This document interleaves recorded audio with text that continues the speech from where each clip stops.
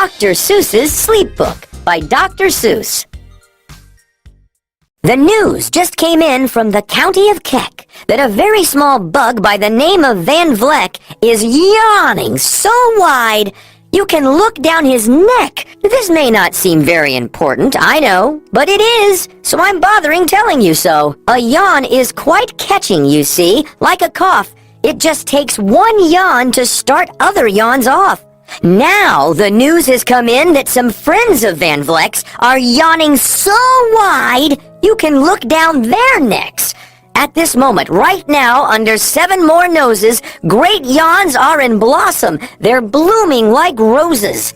The yawn of that one little bug is still spreading. According to latest reports, it is heading across the wide fields, through the sleepy night air, across the whole country, toward every which where.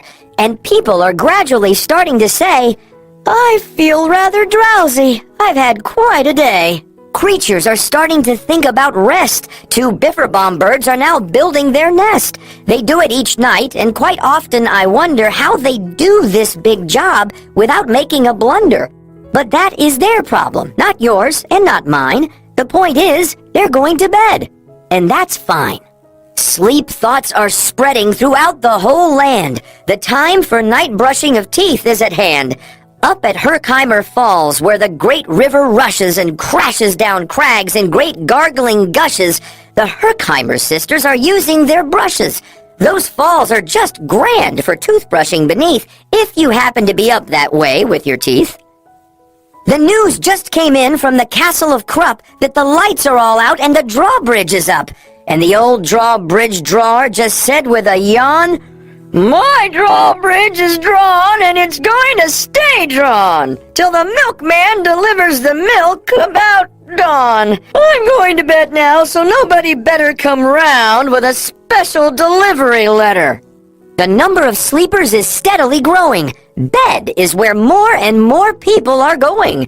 In Culpeper Springs in the Stiltwalkers' Hall, the Stiltwalkers' stilts are all stacked on the wall. The Stiltwalker walkers have called it a day. They're all tuckered out and they're snoozing away.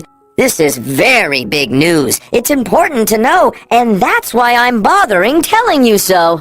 Way out in the west in the town of Merced, the Hinklehorn Honking Club just went to bed. Every horn has been quietly hung on a hook for the night in its own private Hinklehorn nook. All this long happy day they've been honking about, and the Hinklehorn honkers have honked themselves out. But they'll wake up quite fresh in the morning, and then they'll start right in Hinklehorn honking again. Everywhere creatures are falling asleep. The collapsible frink just collapsed in a heap. And by adding the frink to the others before, I am able to give you the Who's Asleep score. Right now, 40,404 creatures are happily, deeply in slumber. I think you'll agree that's a whopping fine number. Counting up sleepers? Just how do we do it? Really quite simple. There's nothing much to it. We find out how many, we learn the amount by an audio-teleo-tallyo count. On a mountain halfway between Reno and Rome, we have a machine in a plexiglass dome which listens and looks into everyone's home. And whenever it sees a new sleeper go flop, it jiggles and lets a new biggle ball drop. Our chap counts these balls as they plop in a cup, and that's how we know who is down and who's up. Do you talk in your sleep? It's a wonderful sport, and I have some news of this sport to report.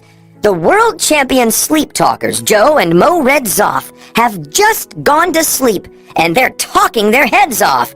For 55 years now, each chattering brother has babbled and gabbled all night to the other. They've talked about laws, and they've talked about gauze. They've talked about paws, and they've talked about flaws.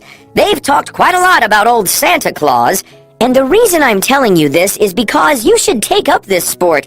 It's just fine for the jaws. Do you walk in your sleep? I just had a report of some interesting news of this popular sport. Near Finnegan Fen, there's a sleepwalking group which not only walks, but it walks a la hoop.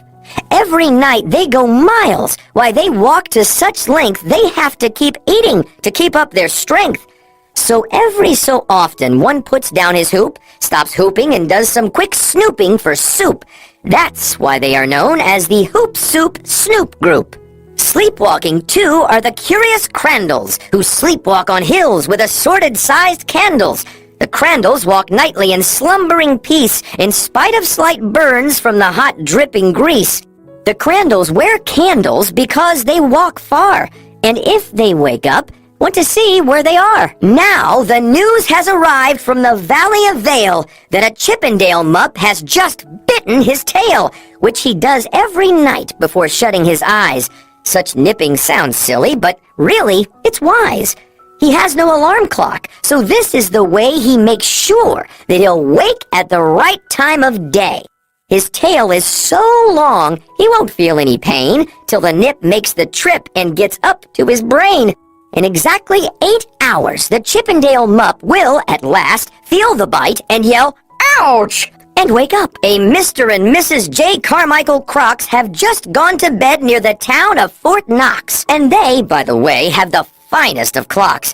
I'm not at all sure that I quite understand just how the thing works with that one extra hand, but I do know this clock does one very slick trick. It doesn't tick-tock. How it goes is talk-tick. So with ticks in its talker and talks in its ticker, it saves lots of time, and the sleepers sleep quicker. What a fine night for sleeping. From all that I hear, it's the best night for sleeping in many a year. They're even asleep in the Zweibeck Motel, and people don't usually sleep there too well. The beds are like rocks, and as everyone knows, the sheets are too short. They won't cover your toes. So, if people are actually sleeping in there, it's a great night for sleeping. It must be the air. It's a great night for snores. I just had a report of some boys who are tops in this musical sport. The snortiest snorers in all our fair land are Snorter McPhail and his Snore-a-Snort Band. This band can snore Dixie and Old Swanee River so loud it would make 40 elephants shiver. The loudest of all the boys is McPhail. He snores with his head in a 3-gallon pail. So they snore in a cave 20 miles out of town. If they snored closer in, they would snore the town down. Do you know who's asleep out in Funa Laguna? 2 very nice Funa Laguna baboona. We've added them into our Who's Asleep count, which has grown to a really amazing amount. Exactly 8,808 creatures are sleeping now. Isn't that great?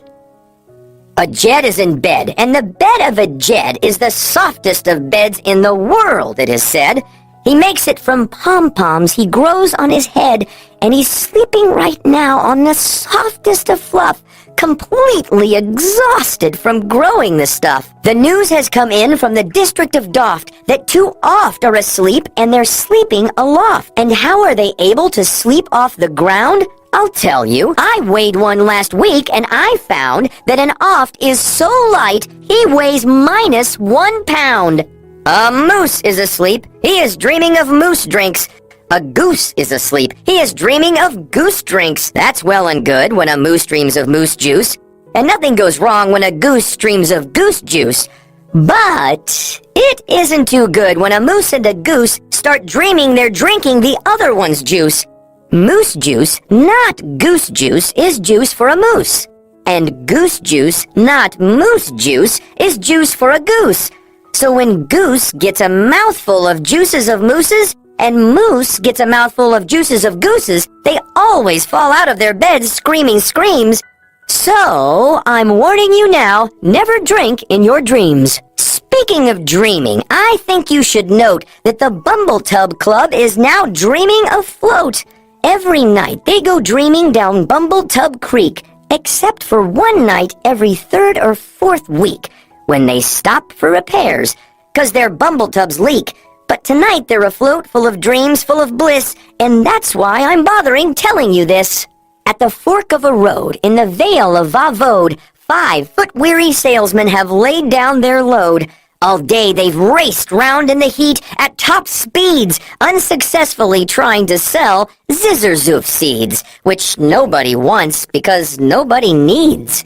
Tomorrow will come, they'll go back to their chore. They'll start on the road, zizzer-zoofing once more. But tonight they've forgotten their feet are so sore. And that's what the wonderful nighttime is for. Everywhere, creatures have shut off their voices. They've all gone to bed in the beds of their choices. They're sleeping in bushes, they're sleeping in crannies, some on their stomachs and some on their fannies.